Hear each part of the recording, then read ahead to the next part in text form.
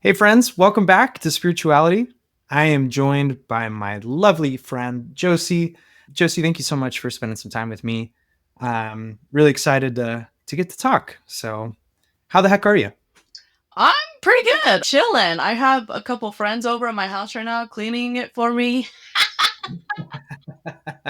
So I'm I love chilling. it. Having a good day. Yeah. Good, good. I appreciate you spending time with me. And I know the last time we really got to connect at length, apart from the occasional social media things here and there, was a certain event that I will not name here. It's a gathering named after a particular animal. I'll leave it at that. Have you been back to that since that initial? Okay, neither have I. Do I you went have plans to go twice. I went twice. The year back? before you Okay. and then our year. Yeah. Oh man, that was a trip. Yeah. I loved you guys though because it really gave me the perspective. I'm a brown person that can really do get out with the white folks, but I forget that not everybody is a Enneagram 8, as they say. Yes. Yeah. Yeah. Oh man, I love my eights. I'm a two. When I get stressed, I resonate with that We eight come energy. out. We come out. Yep. Mm-hmm. Freaking you right now. Amen. So, well, I guess we should change gears here. And I thought it's fitting. The show is called SpiritYOUality. And uh, while we love having fun, and I hope that this is a fun time of us getting to chop it up, I do really love introducing different practices and different things that would also be maybe outside of what people were exposed to, especially for those of us who were within evangelical Christianity for many years. So I pulled a card from the tarot deck for us tonight. And I'm going to reference my dear friend, Kevin Garcia, Oh, who you need to follow them if anybody knows or does not know Kevin. Highly recommend all of their work. okay. So go follow them. But Kevin has this book called Tarot is Cool, which it is cool. And it's a beginner's basic guide to reading the cards. And I love referencing it because Kevin does a great job at expounding upon some of the decks. For this evening, I pulled a Three of Cups. And I love my deck that I got, by the way. Shout out to Tattoo Tarot, which is the deck Hell that yeah. Oh, it's so cool. So yeah, Three of Cups, and this is Kevin's way of explaining it. Perichoresis, which is a fancy theological term for those of you who don't know, to explain the divine dance within the Trinity. So a divine dance between you, creation and spirit. Delicious connections with soul siblings. Hey, celebrating how far we have come together, intuitively choosing joy. It's okay to let loose and enjoy the nice things around you, especially the nice people. And if I don't know if I could have picked a better card myself. What a lovely introduction and a leading into our conversation. I'm going to enjoy this. I'm thankful for the divine dance that we're having, however anybody wants to interpret that, but enjoying nice people, enjoying nice company, and enjoying nice conversation. So hope everybody's on the edge of their seat and buckling up because it's going to be a great one. So Josie, for those who don't know you, tell us, what are you up to? What gives you joy these days? ooh, yeah. In this space, I'm a podcaster. I've been on a break doing some real life activism in my gay progressive church in Orange County, California. It's been a heavy leading up this political season. A lot of activism. For those of you who don't know, as much as California is blue, Orange County is not. So yes, it is very Mhm. big of you to be doing some activism in that space for sure. Yeah, it's been a rough ride, but what brings me joy outside of kicking people's butts as an Enneagram 8 is not, as you can see my yarn wall. I crochet like a granny. That's awesome. Yeah, I started making my own clothes. Okay, can I have a piece of clothing? Can I pay you to make me something? You don't have to pay me because this is what I like to do. I just people send me shit and I'll make it for you. Whatever you want, send me. Let's go. Yeah, All right, done. I'm down. That's awesome. Yeah. How did you get into that? When I was, my family's been a textile family. My grandma was a seamstress that supported her 8 children, and they all learned boys, learned how to sew, and they did cross stitch. It just has been a hobby that was passed down. I learned when I was 10, and I sucked up until a year ago. I'm still not that good, but that's forever. Yeah. Wow. You got to love there's things that are a good outlet. Whether or not we feel like we're good at them, it's still something that is a way for us to maybe just turn our brains off a little bit. I don't know if that's how you feel with something like that. And it's like not monetizable, which is our downfall in life, is we're going to monetize everything, right? Because capitalism. Creatives and if I were to charge a living wage, a shirt would be like $3,000. Not really. Hey, listen, one of a kind stuff. Oh, totally. That's awesome. Okay, I've got a fun question for you, and I promise we can dive deeper. But so, what's the best prank that you've ever experienced or that you've ever planned? The best prank that I ever experienced was one from the universe, where on my second wedding day, because I had a COVID wedding and then the big wedding 2 years later, but I thought I was pregnant for 2 weeks. I had 5 positive pregnancy tests. And for those who don't know, I'm disabled. It is not responsible for me to be pregnant. I'm a child. I went all the way down to Planned Parenthood for them to do a pee stick test. They're like, bitch, you're not pregnant. It was like, oh my God. Thank God. But yeah, I was like drinking because we were leading up to the wedding. And people were like, are you sure? People that knew were like, are you sure? And I was like, this is really dark humor, friends. I was like, well, I'm not sure. Yeah, that was a rough ride. But I did no harm. There was no baby in there. Hey, listen, that nothing like a little panic attack leading up to a big day. Also, the moral conundrum, even as a pro-choice person who would get one because of my health, you're still like, oh my God, what do I do? It's still an emotional decision. Yeah. Absolutely. Yeah. Yeah. That was the best prank. Silly little prank. Shout out to the universe. Silly universe. Yeah, they were apparently expire, friends. Pregnancy tests expire. Hey, the more, right? Also, speaking of random things that expire, did you know that car seats expire? Yeah, I did know that. When you find out, speaking of parenthood, I've got 2, and I learned that a while ago. I was like, they what? Yeah. They're car seats. It's not like you're digesting them. Like they're, okay. All right. I feel that. Anyway, shifting gears. So you mentioned disability, and I know that's something that you're passionate about speaking on. What is something that you wish more people knew in regard to your experience with disability and just, some of your activism that you do? Yeah, it's really hard being a woman who's disabled in a marriage, especially when cultures come into play, but like both are my husband grew up Mormon, so the wives are very much expected to be wives, and in Mexico it's pretty similar. They're expected to be, and in my household I can't do the dishes, for example, because my hands will stop working and then I break dishes constantly. And in my house I don't do dishes, which is whatever. Although this laundry is because a bitch is tired, okay? I'm tired and I can't do it. That's your life, okay? That's your life. Yep. You should see all the piles of paper next to me and things scattered around. Yeah. And I have chronic pain, so I live with pain 24/7. I'm never not in pain. I'm at my standing desk right now that I have because my lower back is threatening me to go out because I was sorting on the floor through stuff. Not even doing anything. Yeah.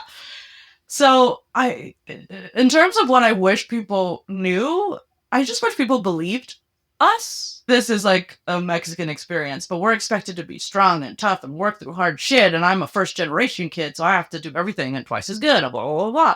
But that's how I got here. Maybe don't make me do things, or don't try to make me do things when I'm not physically capable. Don't make fun of me because I'm walking with a cane. Okay, I get it. I mean, you can if you're my friend, but like. But if not, you don't know me like that. So yeah, exactly. Around 1-8, okay? And I'll cut you. No, but it's real. And I think I saw this meme the other day, and it was a picture of the different symbols used for like handicap. I'm, and I don't know if that's the proper terminology. Forgive me if I'm speaking improperly, but it's like showing different forms of disability.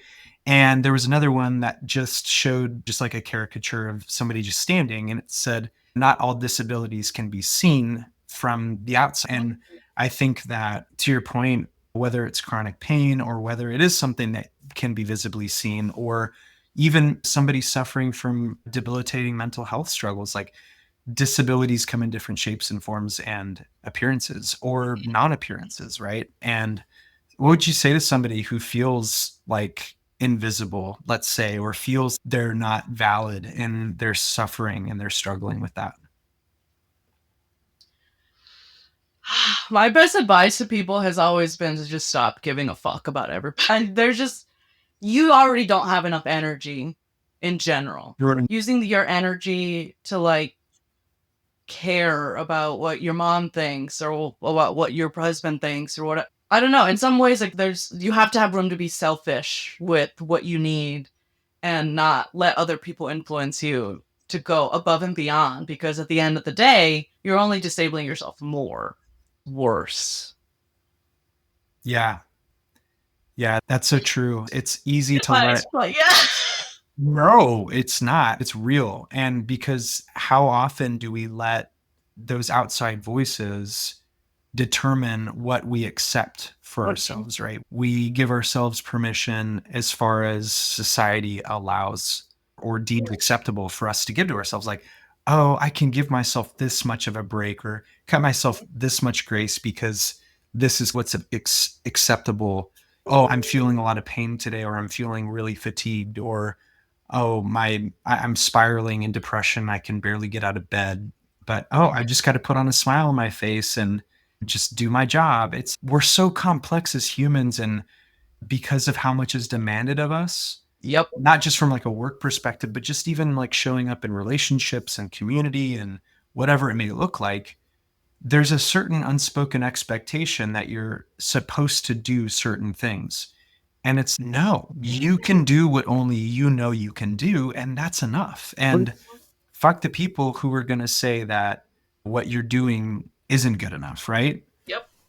Yeah. This whole disability situation in my life, I mean, I only figured it out because I married a scientist and he was like, bitch, something's wrong with you. And me, because I'm first generation Mexican, I was like, no, it'll go away. I don't know what you're talking about. I'm strong, right? But no, like something was deeply wrong. And then like you trace it all back and you're just like, oh, I've been disabled my whole fucking life probably.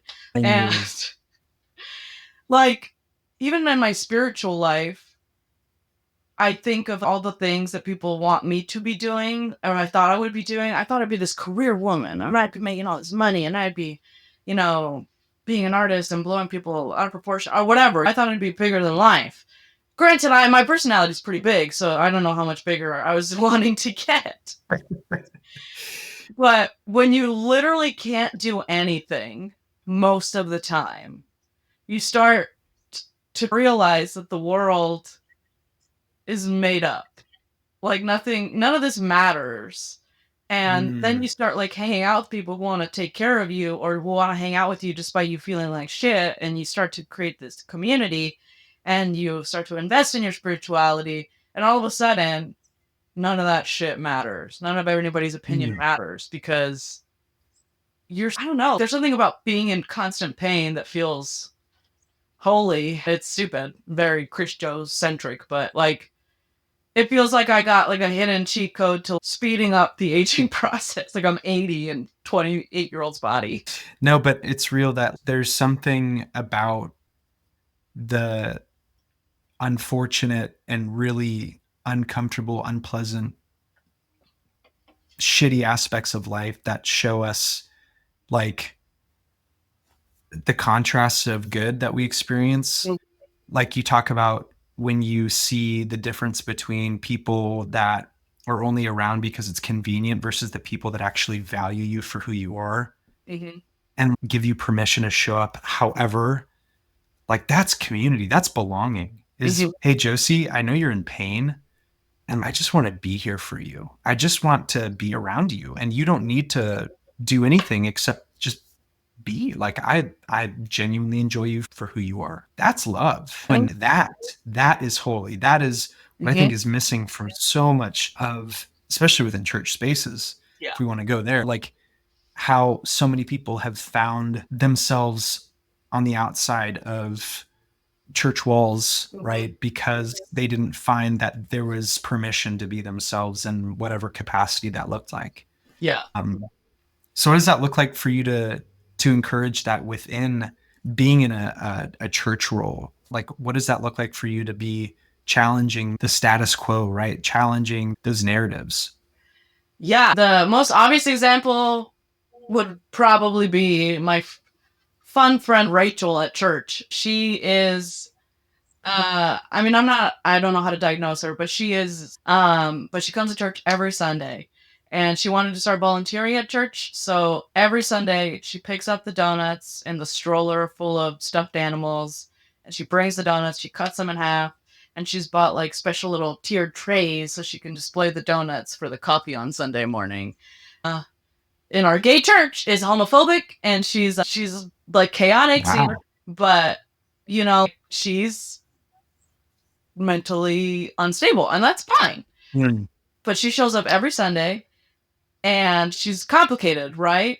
But despite all of the problems that we've had with her, because sometimes she can be a little aggressive in weird ways, I've always, and most of us, continue to advocate for her to continue coming to the space and to continue being part on Sunday. Because while, yeah, what she's saying is unacceptable and totally weird, and I don't know what's happening, it's inappropriate, but at the same time, this is church on Sunday, and especially as a trauma-informed community, because we're mostly deconstructed peoples, we know what's up, right? So we have to act like we know what's up, and part of that is we have the conversations with her as a staff if we need to. We handle it like a relationship, and she's there. And every Sunday, she brings the donuts. She comes to the baby shower. She does it like so. She comes to my house for a tamale making party that we host every year around Thanksgiving. She's a part of our community, and maybe no, we might not go to the lunch with her during the week or whatever, but that doesn't mean that she doesn't belong there just as much as the rest of us do. Mm.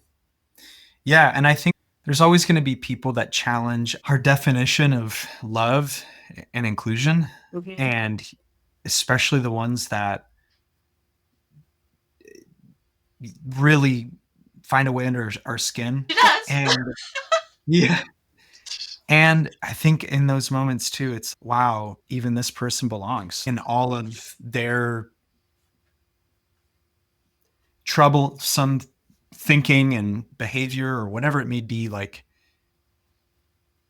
to get Christiany for a second, they still bear the image of God. And there's no human that is outside of that. And that puts us all on the same level playing field. And I think that there's something really, especially like you talked about, as people who've deconstructed, right? We can see through a lot of the shitty theology. We can see through a lot of the hypocrisy. We can see through a lot of practices that we want nothing to do with. And we're invited to extend love in ways that challenge us too, right? But I think that's participating with love in a way that is transformative and restorative. Back to even the tarot card, that's the divine dance, right? Like that there is this dance and this song of love that's playing underneath everything, and we can fall out of step with it and end up stepping on other people's toes, or we can get in sync with the melody and the rhythm, and it be a party for everyone. And it doesn't always feel that way, but there is something to that. There's something more there that I think it's intriguing. Yeah, I just don't like. Growing up in these toxic church spaces and seeing how they would treat like unhoused people. Or the time I went to my parents' mega church here in Anaheim, and I was with my hot cousin, and it was 2 young ladies. Of course, I was already on my deconstruction journey, but they had to sit us in the front because my parents were being ushers that day, so they didn't sit with us. They sat us in the front row because it was televised or whatever. And I got tired, so I sat down in the middle of the hour-long worship at the beginning of the 3-hour-long service. I'm tired. You won't understand this one. And I got in trouble afterwards with my parents because everybody was talking shit because they couldn't point the camera in my direction because I sat down. Oh my I caused gosh. a problem. And my mom was like, "You did that on purpose." I was like, I'm tired, okay? I had to wear heels to your nice church. Yeah. Yeah, I did. I sat down to make you look bad. That was on my mind. Yeah, in this 3,000 person stadium. Yeah, Mom, it's all about you. Yeah, no, it's, yeah. Ah, Always been a and problem. that is a lot of it goes back to what we were talking about earlier. That is a lot of the problem with a lot of church spaces is the performative aspect, that it's about appearances. It's about putting on this facade of holiness, this veneer of love that's paper thin. And if you don't get permission for people to exist and to be who they truly are completely in whatever way they show up, whether they're in tears, whether they're in a wheelchair, whether they're a single parent or they're a trans person or whatever it may be, a sex worker, like there should not be so many hoops to jump through. Like you don't need to feel like you're unworthy because, oh, you weren't camera ready. You made me look bad. And that's not good for the image of the brand of this church. I told this story on actually another episode that I did recently, but I had a similar experience to where I was asked in the middle, like early morning it was like rehearsal because I was doing worship. And growing up in California, I was used to leading worship in sandals or being barefoot. Truly. To Georgia. Yeah. When I moved to Georgia, apparently that's taboo. They were mad that I didn't have fucking Chelsea boots or some shit. So they literally made Rachel, who was like probably asleep because it was just an unholy time early. And our oldest was probably no more than 6 months old, I would say. So a super young baby. Made her come leave the house, come bring me a change of shoes because I wasn't, quote, camera ready. And it just was like that was one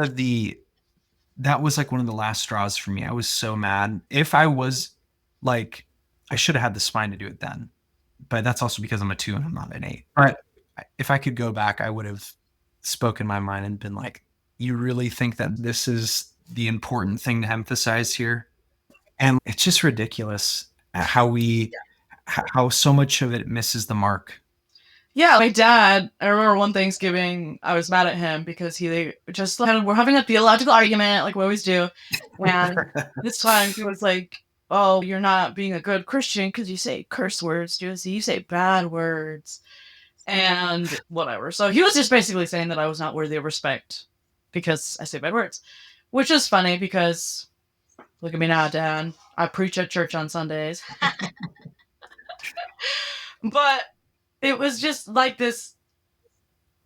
I don't know. I was just so upset. I lost my train of thought. But what was I saying? What were we talking about? Talking about getting into theological arguments with your dad and Yeah, but what were you saying before that? I was trying to relate. Appearances, how it's been about appearances. Oh yeah, like why is it that if I say a bad word, if I say fuck for emphasis, like all of a sudden I'm not worthy of respect because you can't handle a word? That doesn't really mean anything at all? Paul said shit, right? And what was it, Philippians or something? Ass is in the Bible in some translations. Listen, just keeping it real. Yeah, and I dress funny. That's always been an issue with my family. Not even that I dress provocatively, I just dress funny. I'm wearing like an 80s skirt. So fun. And yeah, who Yeah. determines that, right? Like society. That makes me think of another thing. That same church, not our youngest, our oldest was young at the time again. And he had his nails painted and it it was so innocent and cute. And the pastor was like, "Oh, why is his nails painted? And we need to get this off of him or something." And I was like, I was so pissed.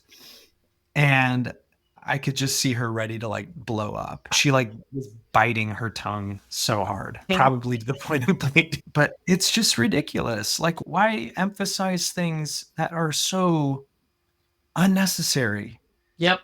Shouldn't it be about how we're carrying ourselves and how we make people feel Mm-hmm. loved and welcome? Part of the divine dance. Yep. Like they're seen, that they can be themselves.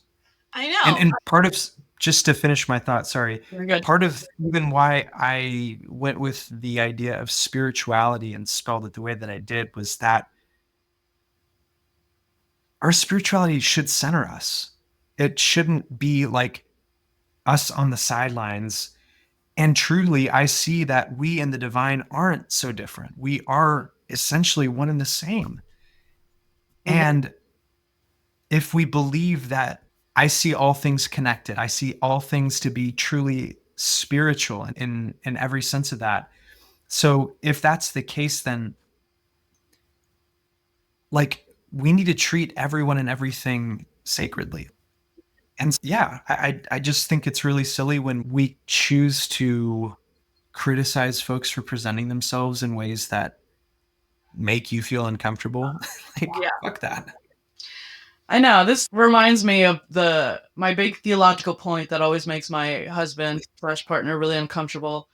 He's when people are like, "Oh, what's your theology?" Because some people, stupid fucking Mason, likes process theology or whatever, some shit. I don't know. But I was like, "Oh no, I subscribe to chaos theology. Thanks. I believe in chaos. I believe in nothing matters, so everything can matter." What you were saying, like, made nihilism turn on its head in my head, where it's, yeah, nothing fucking matters. We're just specks in the universe. Who cares? What do we matter? We're just this and that. And then, but if that's the case, then fuck it, let's have fun. I don't know. Nothing matters. Let's just, everything can matter because whatever. It's my artistic brain. But it's like, Yeah, now missing. we get to assign the meaning, right? Mm-hmm.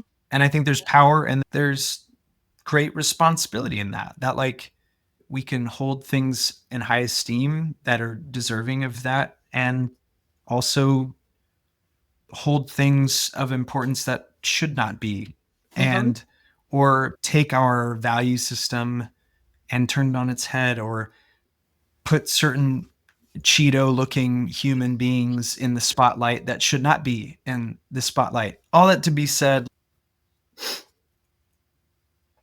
I really think that I think we all need to get to that place of feeling like things are meaningless to an extent, because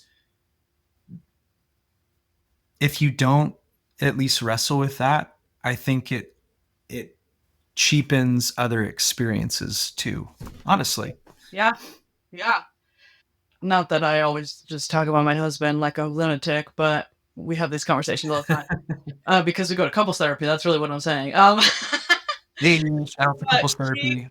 He's much more anxious than I am. Like, he has anxiety to the max. And yeah, Me too. part of what happens to y'all is that I'm more of a depressive, personally. Well, I got that too. So Yeah. He has a hard time with life sucking. I've been in therapy since I was 7, so I've done the CBT, I've done the brain work to know how to control the brain. I'm privileged in that way. But for him, he for so long had a hard time getting to spiraling because things kept piling up, or like in the house or in life, and it's like, yeah, bitch, but shit's always gonna go down. Have fun. Who cares? Deal with the problem and then move on, right? And not to say, it's just, that's my suggestion to him was, like try to make your brain think. Like the mantras work, I promise. Convince yourself. Fake it till you make it. Come on. And then the other day, he was like, I got there. Like, now I finally convinced myself to not care, but like just accept the fact that shit's always going to hit the fan. Things are always going to come flying at you. And in the moments where things are calm, that's when you can go, all right, let's have fun. Yeah.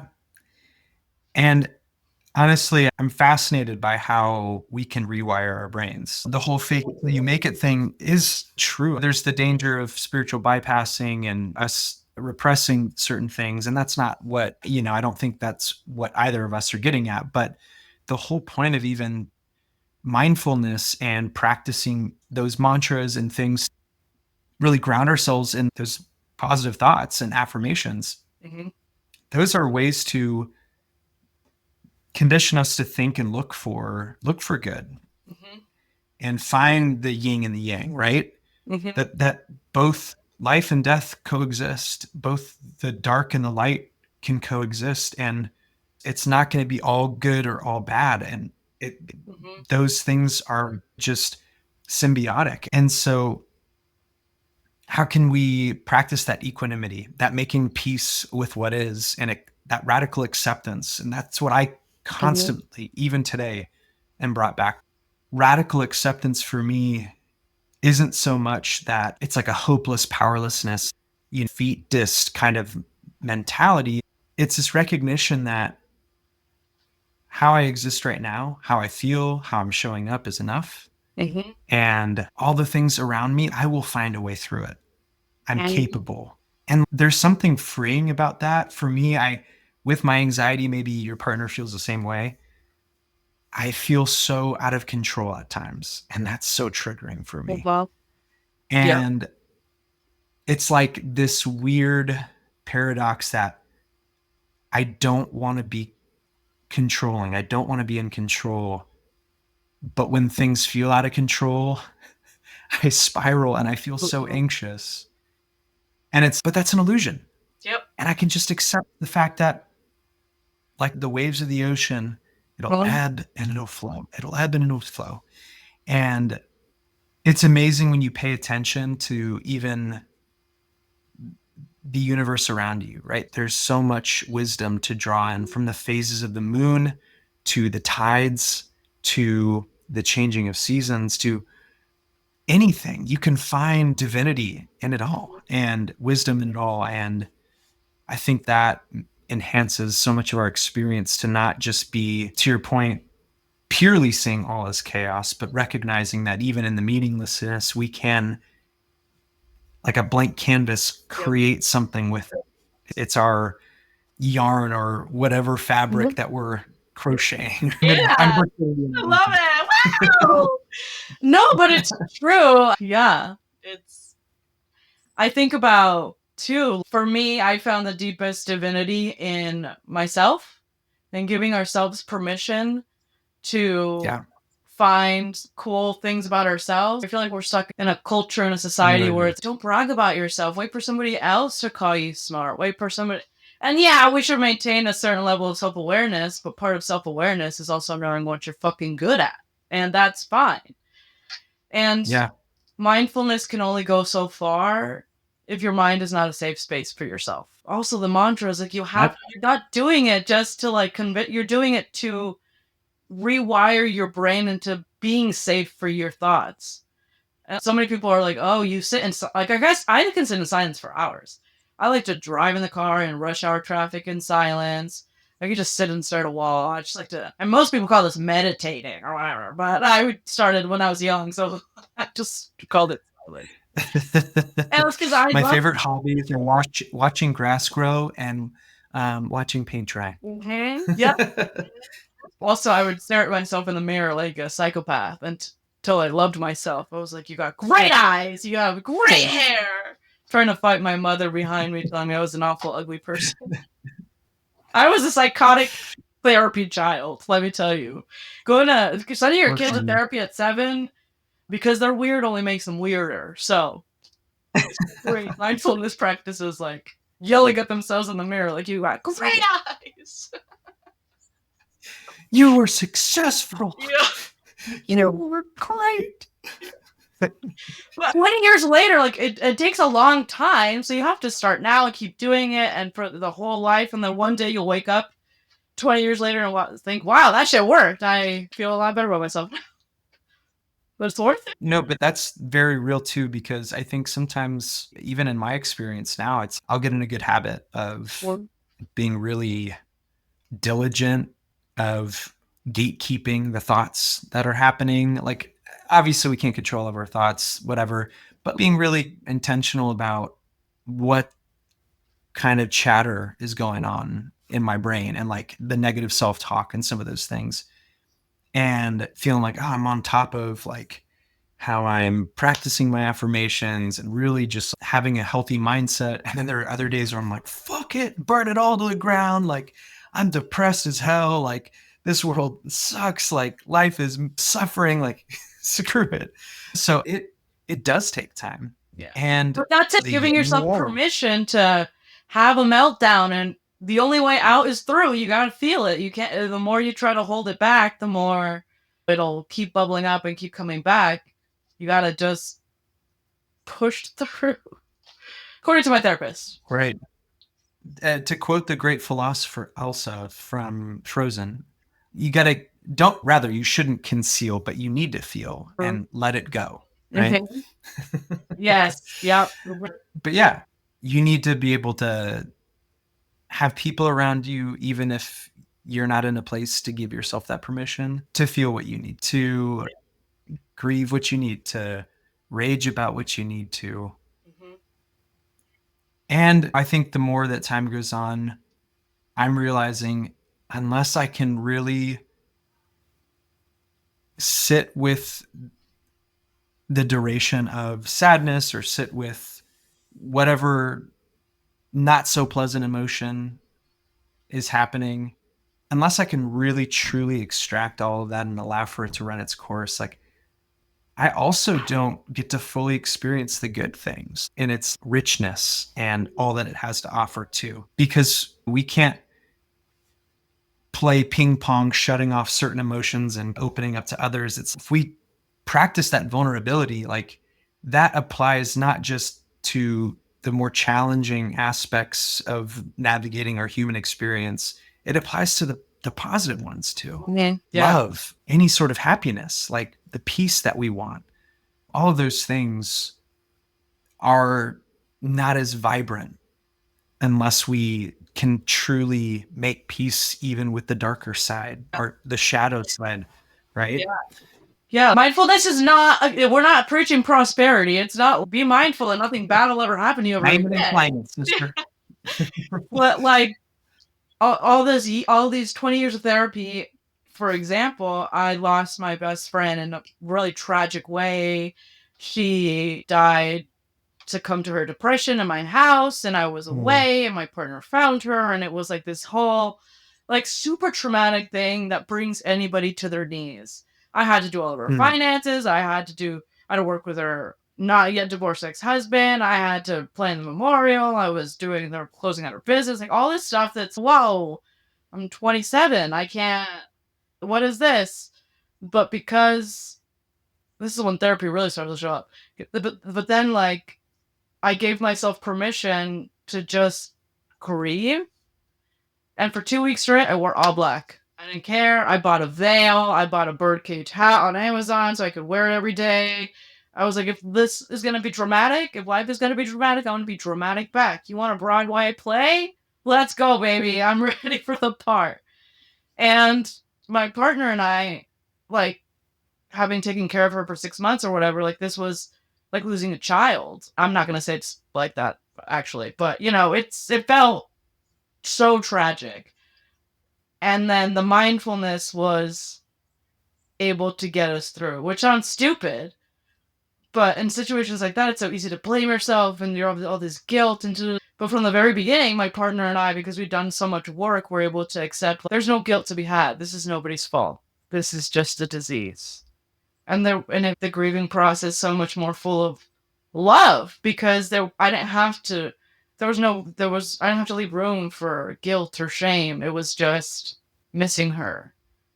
So it Yeah. opens up your life for so many more opportunities, even in the tragedies, even in the worst parts of your life. I felt so much more unconditional love because of everything that I've been able to go through. Yeah.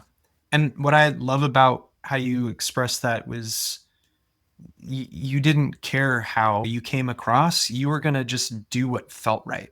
Mhm. If I need to wear a veil, I'm going to wear a fucking veil. I'm going to be in all black. I don't give a shit. Like, this is what feels like the natural expression for me to get through this. You know, Mhm. like, shit, people tore their clothes and grieved in that way Yep. back in ancient Near Eastern times. Like, there was very real physical external expressions of grief that we don't really understand apart from maybe wearing all black to a funeral or something like that. Mhm. There are a lot of ways to mourn and to grieve and to that uh, it doesn't need to be anybody else's but yours. And I think that is a theme that we keep coming back to, is that this journey of ours, this experience of being Josie or Derek or whoever, it's not for anybody else to decide but you. And whether that's you pursuing something that's in your heart to do that feels like a risk, and but it excites you and it makes you feel alive, whether that's you just met the love of your life and you're on cloud nine and it's like the birds are singing louder and the day feels brighter, or you're struggling to get out of bed because you just lost a loved one and you're not sure how you can even exist. Like, so much of human experience is complicated, but no one gets to tell you how you get to exist but you. Mhm. And to your words, Josie, fuck anybody else that's going to try to make you feel guilty Mhm. for what you know is best for you in any Well, given moment. yep. Amen. There's just, let me tell you, friends, let's stop giving a fuck. This gets so much more fun. I swear. Yeah, I stopped talking to my narcissistic parent. That's been great. Love that. Fight with my partner for only an hour because I just am honest. And I'm like, that was an asshole move. And then we duke it out, call it a day. It's Sometimes you just got to have it out. radical honesty, radical acceptance, not giving a fuck. It's definitely the way to go. Yeah. I found a lot of emotional success. Not financial, but emotional success. For all your emotional success needs, Okay. Yep. subscribe to Josie. But also, I like opened But up to so many more beautiful yeah. experiences. Like when we went to said unnamed festival, you could be shy and you could not know yourself and not know how to present yourself and like all of this stuff that comes with the radical acceptance and honesty.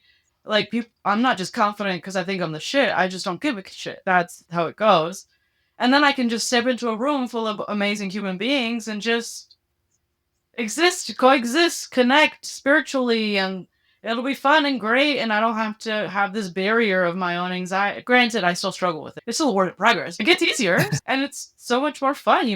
I don't know, life just gets better. It's more And you get to man. sing karaoke after maybe having a few drinks or something like that. So what they call Barking stories? Is that what they're called? Yay, you remember? I Yes, remember Dark the and Barking Storming. stories. Ah, so good. They're so Oh, good. Shout out to Dark and Storming. There's amazing. this guy who I'm low key obsessed with on social media. God, if I dream guest, and his handle I think is Chad Goes Deep, Oh, and I yes. fucking love. Yeah, wow. Oh my god. But before okay, I swear I'm gonna stay on topic here. Sorry. So he has these videos where he'll go like this. What up? It's your boy Chad. Just want to give a quick appreciate, and then he'll just like want to have a rant. I mean, he plays that character of just being like that surfer guy who just, yo, what up? Just Like that stoner ocean surfer guy. side douchebag. Hell yeah. Okay, but without the douchebag, because he actually seems like he's just like a fucking good human and Oh, hilarious. yay. But really, though, pretty sure if I had a spirit animal, but not animal, like it would be like beach hippie surfer dude. Like that is like my spirit self. If that makes sense. So Yep, that's your higher self. that's my higher self. Yeah. Amen. Amen.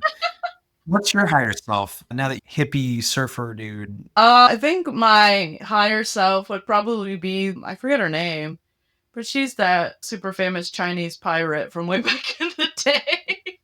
She was like the most That's successful awesome. pirate ever. Now I want to know. I'm gonna have to Google this like after we're done recording. The largest fleet. Oh man.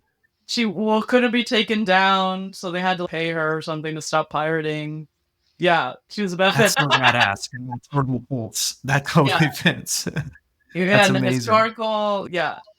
I think you need to get a tattoo of a representation of her. I should. Oh, by the way, listeners, I only get matching tattoos, so if you want to be that matching tattoo, let me know. If you want to be that matching tattoo, you need to pay at least 6 figures to Josie. It's called reparations for the disabled and the Mexicans. I'm in California, so it's my land. Reparations. There you go. There you go. Hey, we don't make the rules. Nope. Just enforce them. With a heavy hand, let me tell you. Well, I'm just a little granny over here. Yeah, I enforce the rules. Start throwing like random objects. My cane. Yeah, that's me. Yeah, beat them with her cane. Hell yeah. Hell yeah. Oh man, we're having a good time. I love it. So Josie, if people want to support your work and follow you on this digital wasteland that we exist in, where can they find you? You can pretty much links to everything on my Instagram at Josie Takes the World. I'm pretty sure it's my TikTok, but my TikTok is just me being messy. But if you like, that's cool. I don't do social media like people do social media. I do social media however the fuck I want to do social media. Okay, that's the theme. I don't do it for That's clap. the theme. For fun. I don't give a clap. That was very Christian-y cussing. What the frick? Yeah. Man, I had so many of those. I didn't. I just heard them. Wow. I was always a bad kid. But yeah, and I have a Substack. I write shit. I run a gay church in Orange County. If you want to come visit us or hang out, or if you have theological questions, we just chat with people in general. So that's cool too. We're a cash community, 420 friendly. That's our address, 420. Fun fact. But yeah, Josie Takes the World on Instagram. So have you taken the world? Is the world now taken? Not yet. I'm still trying to change the hearts and minds of many a conservative this election season, so I'll keep you posted. There you go. That's how Josie takes the world. Friends, you've heard it. Thank you all for watching. Josie, thank you for spending time with me. It's been full of laughter, chock full of wisdom, chock full of goodness, or choresis of, let me quote the great Kevin Garcia. Pause. Delicious connections with soul siblings. Kevin, just such a way with words. Shout out to Kevin Garcia. Love you, Let's my go friend. Kevin's house. And I love you, my friend Josie. Thank you so much for your time. Seriously. Thank you. Loved it. Love you guys. Have fun out there spiritually.